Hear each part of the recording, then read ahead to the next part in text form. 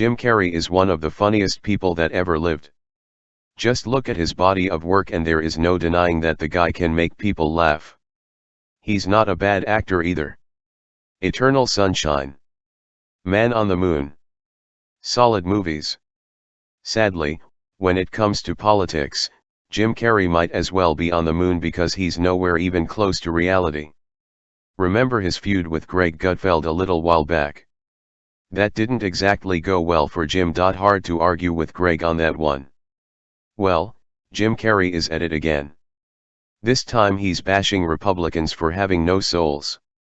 Lovely. From BizPac Review. Actor and comedian Jim Carrey lashed out at President Donald Trump and Republican lawmakers as soulless traitors and called for removing the gangrene in a tweet vent this week. The actor tweeted a call to action Wednesday to remove Trump and his GOP partners, using the hashtag #KillTheBill. This isn't Carrey's first Trump attack. From Town Hall.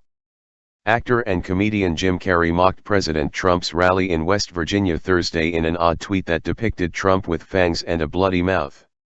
Tonight in West Virginia at Real Donald Trump is expected to eat a baby on stage to the delight of his zombie base. #WalkingDead, Carrey tweeted. This is tough because Jim Carrey is one of the funniest and most brilliant comedic minds in the last several decades. If you grew up in the 90s like me, then you understand this is hard to swallow. However, politically, the guy is just out of control. Hard to tell what Jim is even talking about here. Is he talking about tax reform? If so, he clearly isn't aware of what that bill is all about. Sure, it's not perfect. But, there's no rational reason to be that dramatic about it. That was nice.